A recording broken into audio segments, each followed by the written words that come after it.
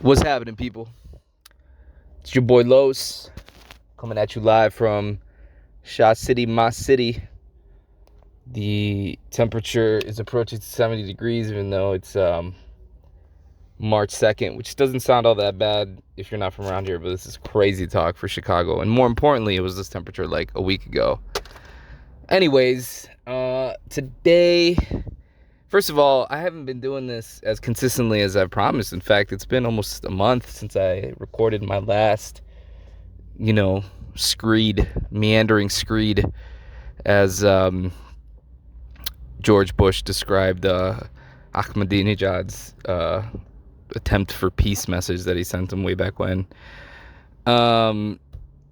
I've just been busy with life. I'm a new dad. It was my birthday recently. And, this is a important personal goal, but it is not the only of my many competing goals and responsibilities to myself, to my family, to my friends, to my community. So, it's not easy to carve time to just shit out words and hope that something makes sense. But I did feel compelled today, right now, to say a couple things, kind of touching on some of the themes that I've been working with here these last couple weeks.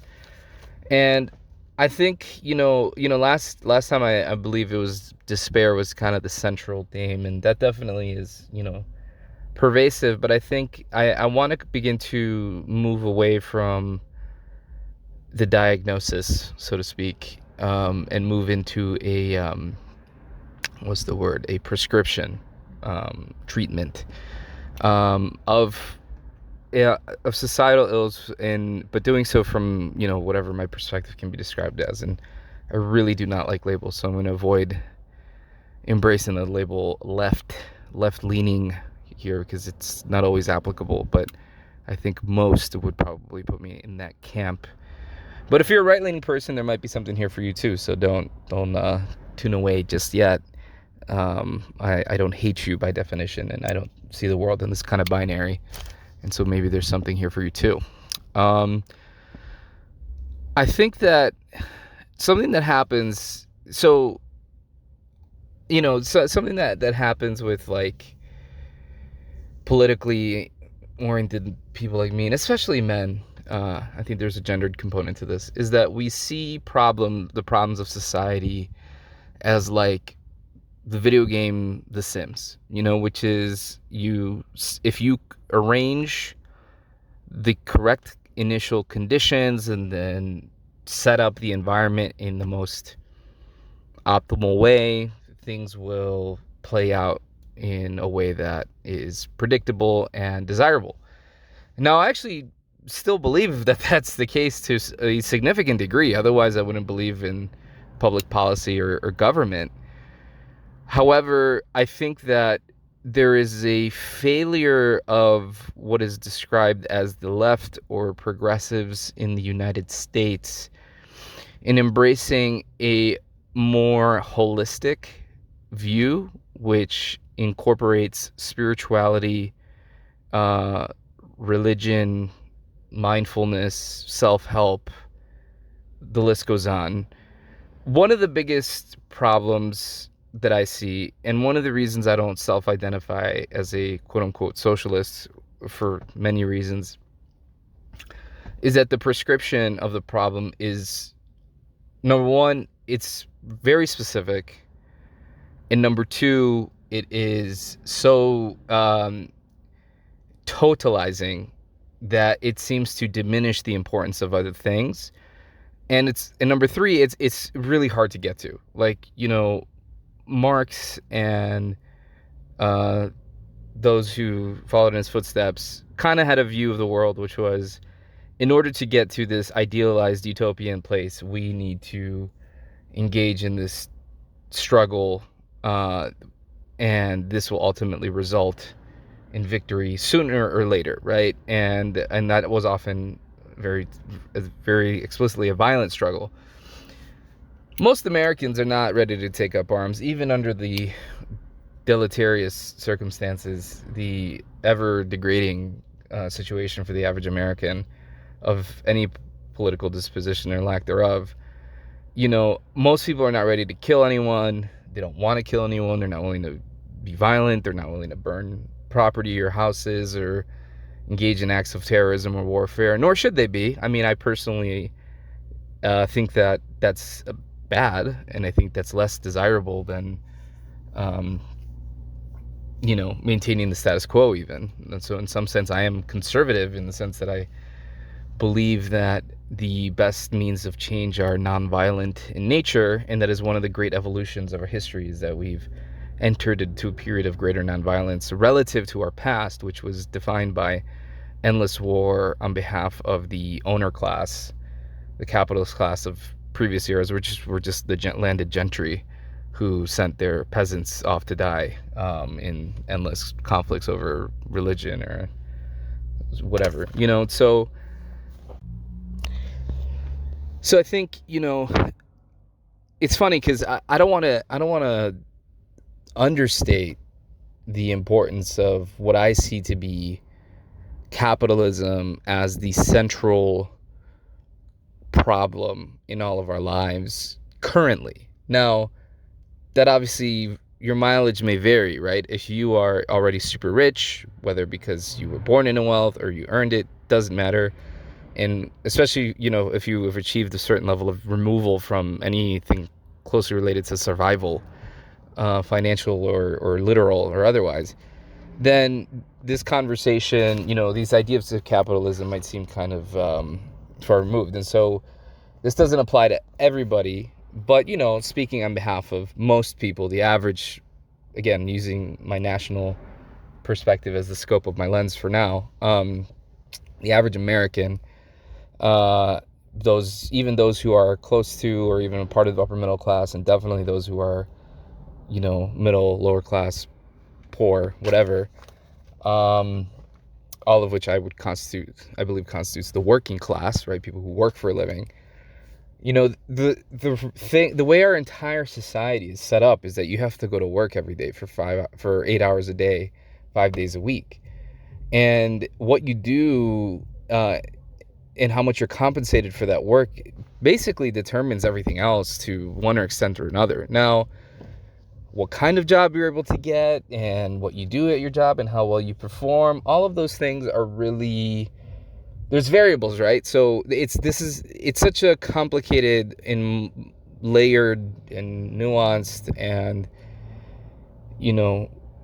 situation with so many variables, and that's why it's hard to communicate what seems like contradictory ideas, which is, I'm saying, yes, capitalism is the biggest thing that we should be concerned with, but taking that as my initial position, as my gospel, so to speak, then the further layers of nuance and sort of trimming begin. And so that's kind of the point that I'm communicating from, is I already take it as a given that the biggest problem is that people get paid too little. They have no control over the work that they do. They don't own the companies that they work for. Everything that we do for a living is largely predetermined by the powers that be, people far above us. This idea of like the small business owner, whatever. Yes, there are some. They're a dwindling breed. Most people don't have that luxury, and even if you do, you have to. Let's say you're a contractor of some kind, which is a growing part of the labor force, from what I understand. You still have to respond to the needs of the market and what are considered things that are worth exchanging money for, because the system, like, people don't pay you in hugs and kisses, or words of affirmation.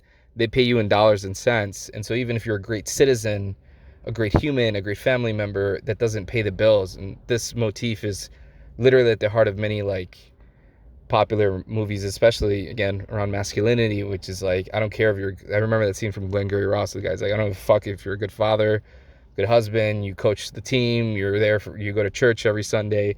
I care if you sell, because ultimately the only thing that the system cares about is if you sell. And because money is the only universal unit of exchange that is accepted at locations everywhere in our marketplace, that means that what you do for a living is ultimately the determining thing of your status in life and your quality of life above all else. So that's the initial position that I take first and foremost above all other things. However, so from that, there is a set of remedies, right? From all the way going to, like, armed revolution, a la socialist takeovers of whatever, as has happened historically many times, to incremental, middle of the road policy reforms, to mildly, to put things in sort of pejorative loaded words here, but the centrist approach, milquetoast, that's what I was looking for, like just like tweaking around the edges with very sophisticated technocratic bureaucratic policy reforms that increase the entrance of marginalized identities in certain parts of the market economy, blah blah blah blah blah. Okay, you get it. So like there's a spectrum of responses to that issue, but I think, and I'm a Bernie guy, like I should say, I wear a freaking Bernie sticker on my laptop. Like, I'm hardcore. When Bernie came up, man, like I hadn't been that excited since Obama. And when Obama came around, I was excited because I was 18 and he spoke really flowery language, and I love that shit. And I was totally hoodwinked. I got sucked in. I read his book, Dreams from My Father, and oh my God, Obama was the man. And then I became very quickly disappointed in my college years because, number one, I was studying political science, and so I learned a lot about history and the world and how these things all work. And number two, he just started showing his true colors, like nominating people from Wall Street to, his, what's it called? The cabinet, whatever, So, and then, drone strikes, you can go on. Obama, many, many, many failures, despite overall being much better than his, Republican counterparts, of course, and even many of his Democratic counterparts. But, when Bernie came along, he didn't just offer flowery language. He wasn't, in fact, part of his appeal was not the flowery language. It was his commitment to policy, specific policies that I hadn't even conceived of, like Medicare for all. I didn't even, like, what was that? Like, that wasn't even in like my spectrum of possible things that can happen. And I'd seen Michael Moore's documentary Sicko, and I was like, fuck, shit sucks. But I didn't think much beyond it, other than like, well, it sucks to be in this country for at least that particular reason. And so Bernie like presented a series of policy proposals in response to specific problems that I had been learning about through my education, through documentaries that were popular at the time, Inconvenient Truth and whatever, that's how a lot of us of my generation, the millennials, got informed about the problems of the world and how bad things were, and how bad things were in this country, other than lived experience, of course, which I had plenty of, especially with regard to 2008 and how that affected my family. And so, I think Bernie just offered like a specific set of policy proposals, like, the Green New Deal, like, advocating for unions through the PRO Act. Like, he had a whole laundry list of them. And I was like, and Hillary wasn't saying any of this shit. Hillary was, if anything, stuck on the Obama-like rhetoric, except that her attitude was like, oh, well, things are going great. We need to stay the course. Obama did a great job. We just need to keep doing more Obama and things are going to get better. And for someone like me, who had seen these documentaries, who had read these books, who had this degree and who had these experiences, I was like, no, things are not going well. It's not going well for me. It's not going well for many of my peers, or most of my peers, my family, people I know, younger, older. And I just, at that point, I had some level of education. I'm like, no, things are not going well. And what Obama did was woefully inadequate to taking on the issues of the day. And I blame him. I don't just blame the obstructionist Republicans or whatever. He had many tools at his disposal that he was unwilling to use out of some romantic notion of norms and respect for bipartisanship or whatever. Like, I think these people these days, like, homie, we're well beyond that. You were trying to like believe you're Abraham Lincoln, and he was just not the right person for the right time, for that time. But he convinced us all that he was. And so Bernie, unfortunately, Bernie will always be the one that got away. He never made it to office for reasons that I'm not gonna, this isn't a postmortem of what happened to Bernie in 2016 or 2020. But I think what's important for the point of this conversation or this rant that I'm having right now is that Bernie presented a clear direction of things that need to happen in order for society, our society and our lives within that society here in the United States to get significantly better. And I still believe in almost all of them. Some of the things, there's more issues now, like UBI. I think Sandra Yang, I think, is really interesting. There's some things where I disagreed with Bernie, where maybe I was more conservative or a little less like eager to engage few issues, but whatever. But for the most part, Bernie had a pretty great roadmap. He was a great starting point for a policy-driven agenda, and that's what appealed to people like me, who that's what we want to hear. We want to hear. I don't want to hear like hope and change. We're all one unified people. America this, America that. I want you to tell me, what are the things that you as a legislator, or in this case, an executive, leading the executive and being the figurehead of the country, are going to implement specifically on policy in order to address the countless problems that face our government, which is at the foundation of our society and therefore everything else. And so I was extremely sucked in. I was a hardcore believer, but it's 2024, man. Bernie's first campaign was like, we're coming up on almost 10 years ago. A lot of life has happened since then. I graduated college. I hit the job market and realized how much of a mess it was. And, like all these things have happened since then. And we still don't have the vast majority of the things that Bernie Sanders was promoting. In 10 years is a lot of life of a person. A decade, you maybe get 7 or 8 decades on this earth before you kick the can. That is a lot of life, a lot of my life, a lot of the life of my friends and family and peers and whatnot. And we are still facing some of the same problems. And so to be politically engaged, to be politically enthusiastic, solely, especially when you're slamming your head against the wall trying to get these policy items passed, or wanting, and when I say trying to get these passed, I mean like we the people electing and pushing legislators to pass these things that we ostensibly are in support of.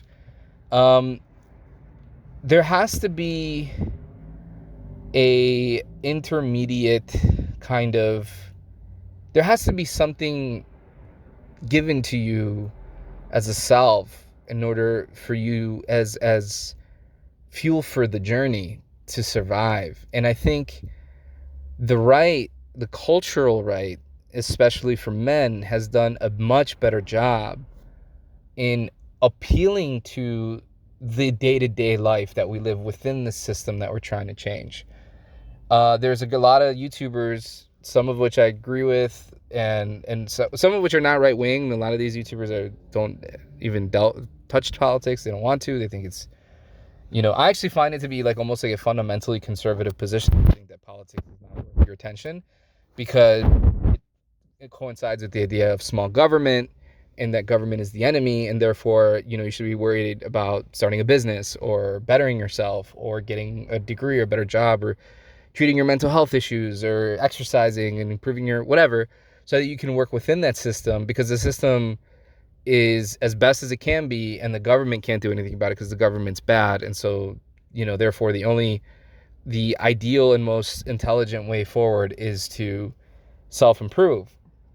And the thing is, based on the trajectory of my lifetime in terms of what I've seen, although there's been a lot of symbolic and maybe changes in public perception and awareness, substantively, we still don't have Medicare for all. We still are, Biden got us out of Afghanistan, thank God, but like we're still in countless wars and getting into more wars now. Like unions still do not have, I guess the LRB under Biden has been pretty good, but there's still tons of stuff regarding monopoly, regarding wealth inequality. Like there isn't a wealth tax. There isn't all these things that Bernie, $15 minimum wage, Jesus, now it has to be a $20 minimum wage because of inflation. Like all of these things have happened under Sanders, under Trump especially, and then but even under Biden, and we're coming up, it's 2024, and we still, people are living their lives. I just had my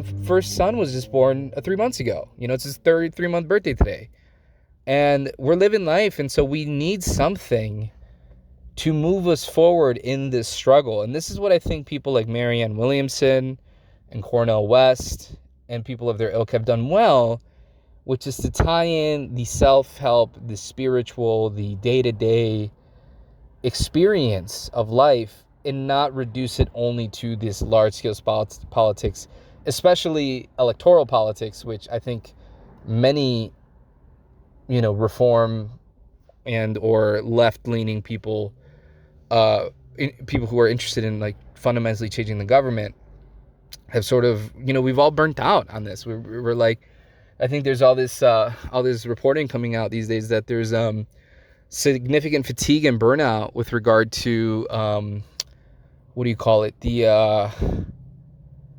like donations for political action committees and for candidates. There's just a lot of every day, when you get a mailer every day that like the Republicans are gonna take over and it's the end of democracy, and it's like in all caps, and like Trump will suspend the Constitution, which is totally true, by the way. But when you see that every single day in your mailbox, to the point where like your mailbox auto sends it to spam, it no longer, these existential stakes and threats, and the fact that we continue to exist, which is survivorship bias, but no longer has that same effect. And if anything, it burns you out. It feels like, well, I'm constantly on edge and alert about all these global things thanks to social media and the internet and whatever. And yet none of these things change. So what's the point? Why am I caring about all of these things? Why am I, protesting or sending my hard-earned money or whatever it is you do? Why am I doing this at all in order to try to make a difference in the world when it doesn't feel like things have actually changed, despite all of the millions of people getting involved in that sort of thing? And I think that, unfortunately, the scale of the project, given the resistance that is there and how advanced technology has gotten, has made it even more difficult in many ways to change things, because of how like it's so ubiquitous and so dominant in our lives, and these technology companies, are owned by capitalists, people who believe more or less in the system as it stands, and so it's in their interest to maintain some flavor of it. So what I'm saying is the scale of the problems that we're facing and the attempt to use government and other means to change that system is not going to happen quickly. And in fact, it's dawning upon me that it might not happen in my lifetime. And obviously that's a scary thought, and that's, disturbing, because as I mentioned with my, when I talked about death, like, as far as I know, this is my one and only life. So anything that happens beyond that, I'll never get to see. Right. But it invokes that old adage, or that old, what's that saying? It's like, the hallmark of a good society is where men plant trees that they'll never get to see grow, or something, bear fruit or something like that. And I'm beginning to think of that project as part of my life, because I with Obama, I thought maybe the hope and change would happen in my lifetime, and not just in my lifetime, during his tenure.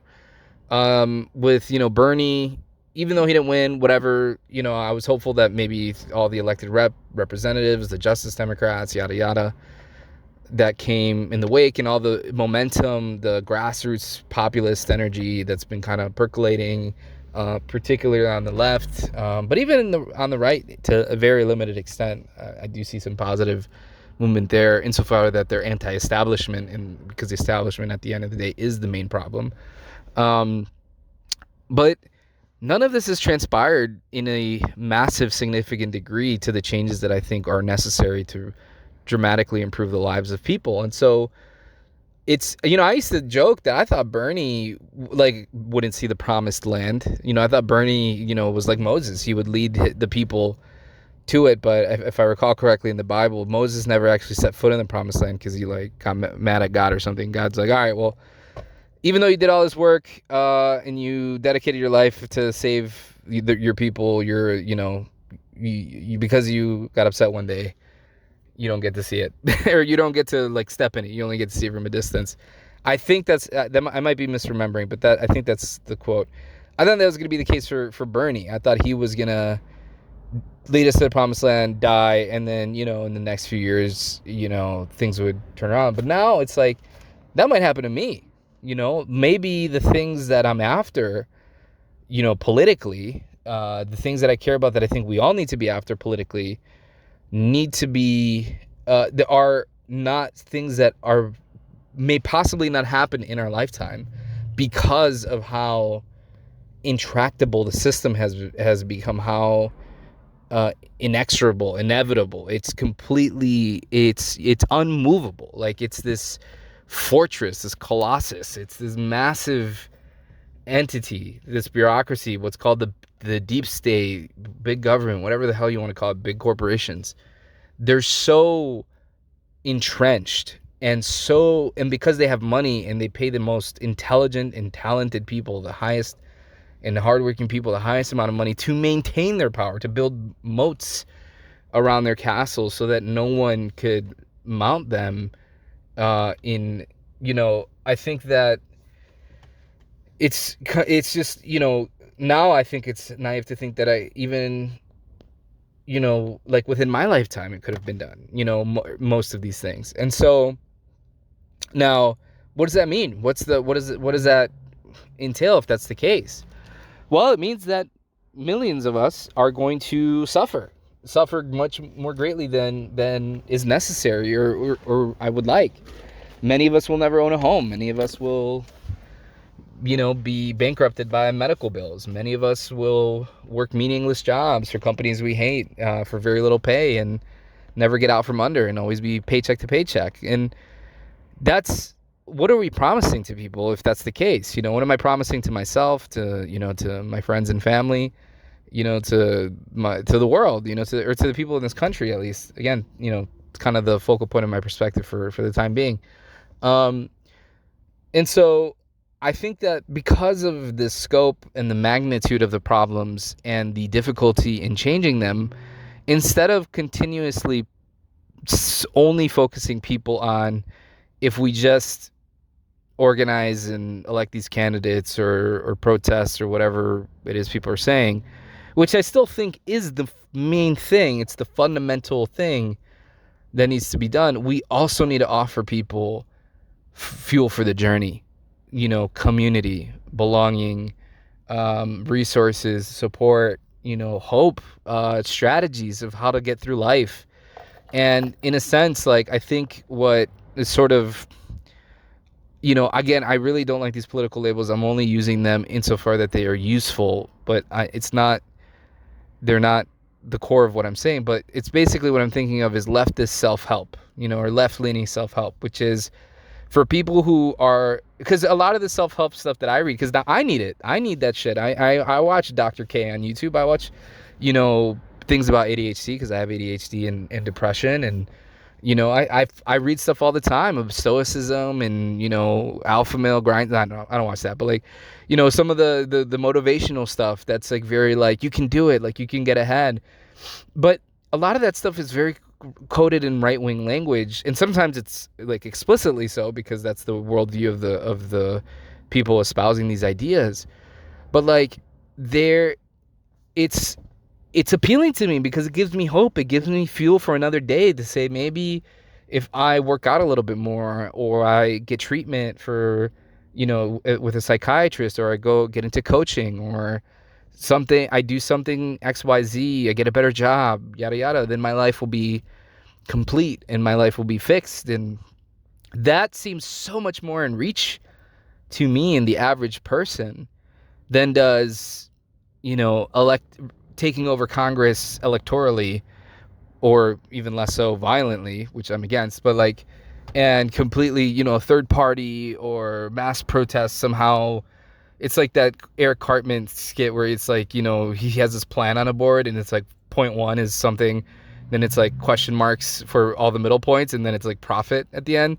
I feel like a lot of like leftist activists and people of that ilk are like, yeah, we're like, somehow things will spring up from, that we can't anticipate, and it'll turn into the revolution. And I mean, does that happen from time to time? Sure, but I would venture to guess that more often than not, by significant orders of magnitude, it's the other way around. It doesn't happen, and banking on that is really like, just you're shooting in the dark. You're really putting your hopes and dreams on something that is kind of like, best case scenario, maybe something will come out of the chaos of the future. And I think that what is important to do then, in order to keep people motivated and inspired and interested in the political process, is to not just offer, the specificity of only talking about politics and government and that annoying day-to-day, just like bullshit horse race, all that stuff, but really speaking to the lived experiences of people's lives, of trying to use technology and other means to using the existence, resources, and tools that we have at our disposal here in the 21st century to support and help one another on this journey towards these broader political aims. And the other thing is that, again, keeping in mind that many people, politics at best is an ancillary, secondary interest. It's something that they maybe care about every 4 years, if that. Sometimes people care about it every election year, whatever,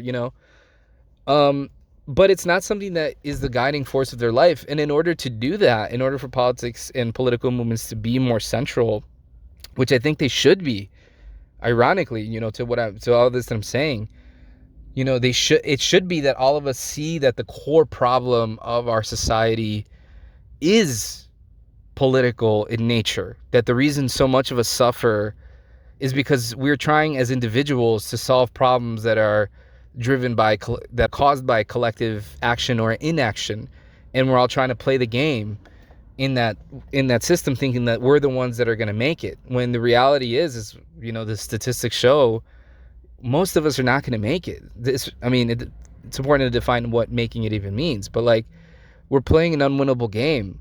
And so that means that knowing that the goal is maybe far into the future, or will take an enormous amount of time, energy, and resources of people who are already burnt out, who are already struggling financially, mentally, physically, otherwise, living, you just putting one foot in front of the other, as is the case with me and so many other people. You can't just say, well, the solution is donate $5 to this, congressman, or, to fight the whatever. Like, there needs to be a more comprehensive, cohesive, complete message of, we are here, to, like, in the form of which incorporates and invokes self-help, like what to do in the society as someone who, is trying to enact these political, social changes while living within it.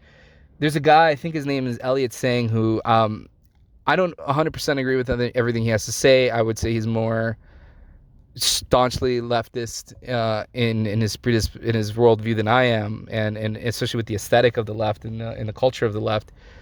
But I think he's dropped some great videos. I think that guy has made some great points, kind of getting at the on YouTube. He getting at these ideas of, like, we have to talk about what it's like to live as individuals in this massive system, putting food in our mouths, putting food on the table, for ourselves and our families and our communities, and just making a living, while we are saying that the problems, to truly solve them, it's going to be these mass collective action things. But until we get there, which is a giant process and a struggle that may very likely extend beyond our own lifetime, we need to offer hope for the now. And I think that's the beauty of things like religion and spirituality, a lot of Christianity, which is what I'm the most familiar with, is the promise of the world that is yet to come, and it's the world that exists like in the afterlife, right? Which is like, this world is a broken world and it's imperfect and we suffer,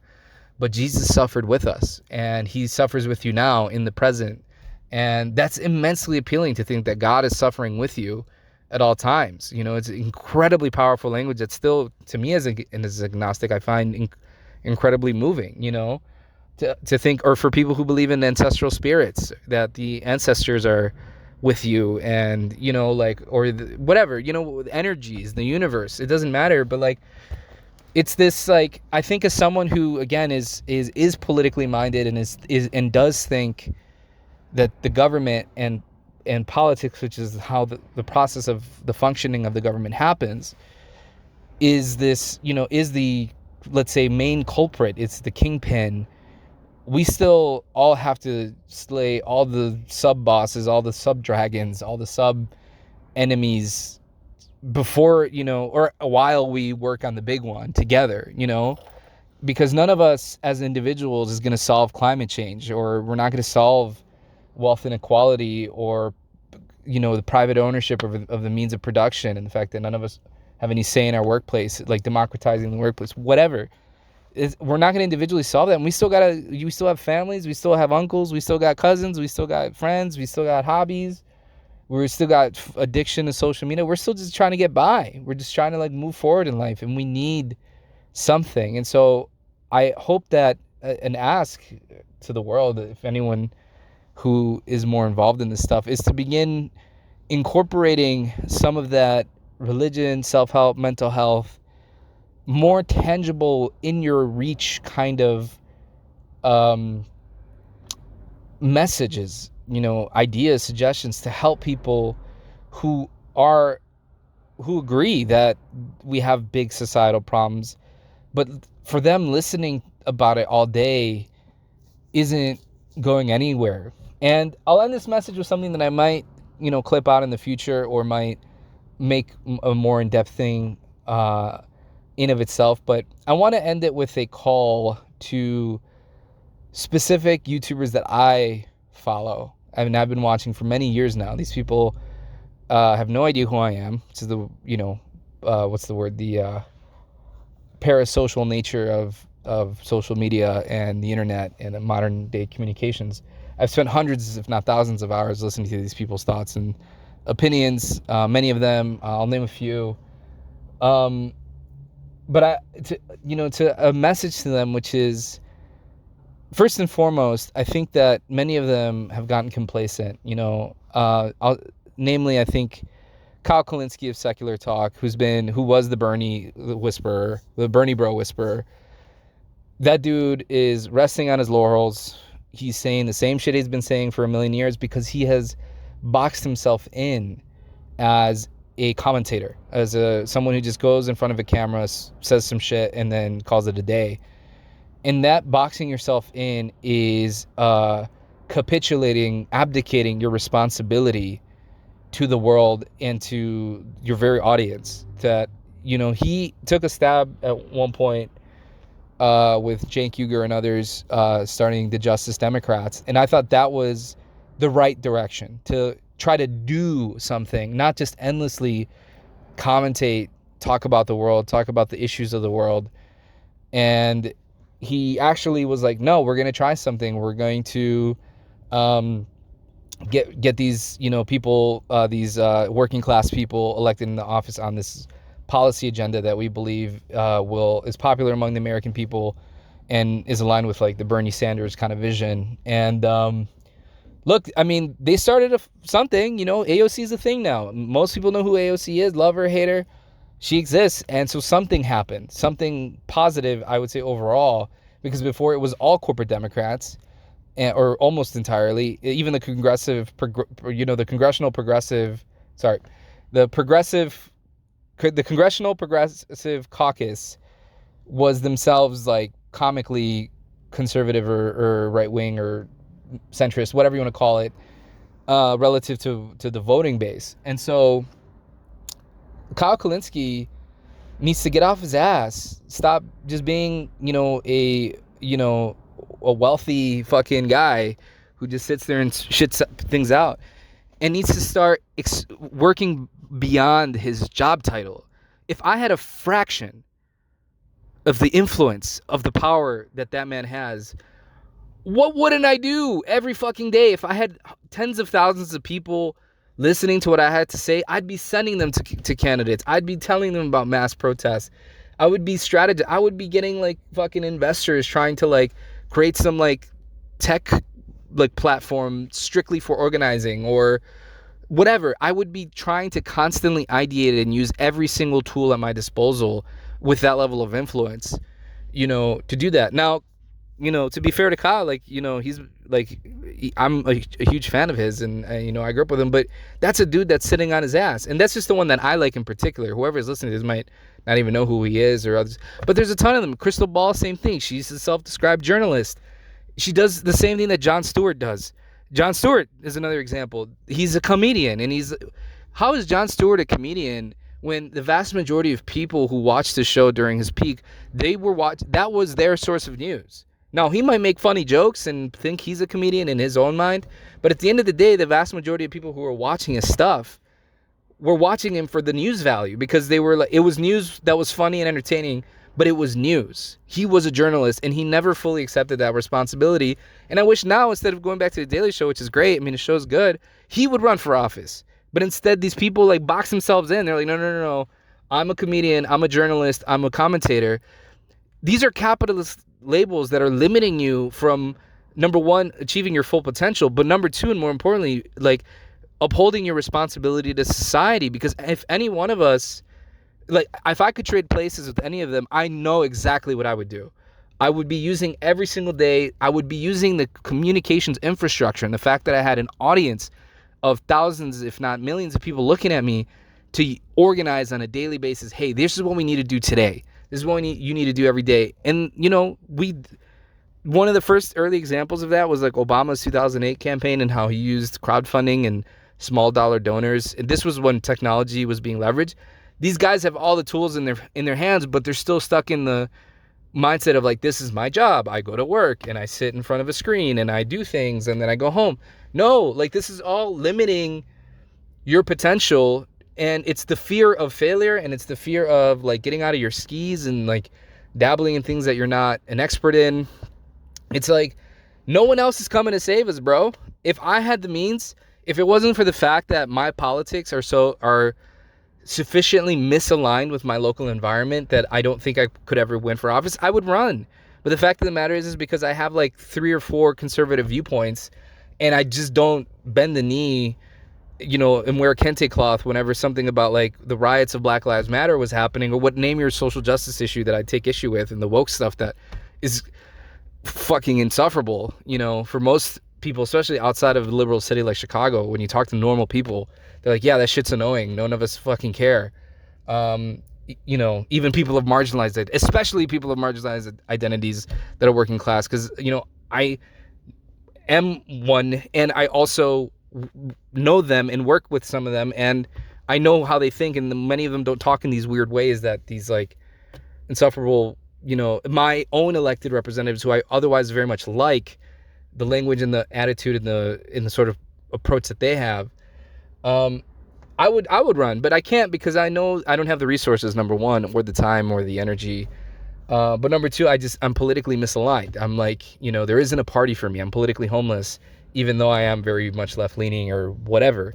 So to end this meandering screed, Kyle Kulinski, Cenk Uygur, Brianna Joy Gray, fucking Crystal Ball, who else is out there these days? Pac-Man, I don't fucking care. You guys need to do a Justice Democrats 2.0. You guys need to think beyond that. You guys need to start raising funds to run another slate of candidates. You guys need to start using, your own platform every day create a segment of video every day. Say, here's the call to action for this day. Use the enormous tools that you've been given. If you think that we're talking about the end of civilization, the end of humanity, the end of America, and you're talking about the suffering of millions of lives, stop insulating yourself with your own privilege and really feel the responsibility that you have to have been given this incredible position where you have the attention of so many people, and use that every single day of your life to fight for us. Because if I had that, I totally would, but I missed the bus. A couple things didn't play out in my life the way that I wanted it to, and so I never was able to do that. But to those people who do, big and small, have some influence, from the Brianna Joy Grace to the Jon Stewarts to the whatever, and this is just like the YouTube echo chamber. I don't know, or their sphere. I don't know about TikTok or Twitch, Hassan, whatever the fuck. All of y'all need to really start thinking big picture, organizing, and working together with each other, because media, it really is the fourth estate. The influence of media and over the ideas that we hold I'm astounded each day to how powerful it is, as is evidence what's happening with Israel-Palestine and the mainstream's complete support of mainstream media's complete support of Israel. But if I had more time, I would further indulge on this specific thought. But I wish these people, these YouTube commentators, these political pundits would stop boxing themselves in as comedians, as journalists, as commentators, as whatever, and either would start running themselves. Like, look, Cenk Uygur, fucking, that guy is the most bullheaded, annoying dude ever. I used to be a giant fan of the Young Turks, but guess what? The dude is trying. He's running for president. I think this is the dumbest thing ever. He's stupid for doing it, but at least he's trying. He's thinking of something. Marianne Williamson is a self-help author running for president. Instead of all these people running for president, why don't you guys start somewhere a little bit smaller and work together cohesively, as a organized, structured unit, and then or create a coalition that holds people accountable, elected representatives accountable, who don't vote as a block, who don't behave as a block. Maybe you pool their funding and then can pull their funding, so that there's mechanisms of control over these elected officials if they get into Congress.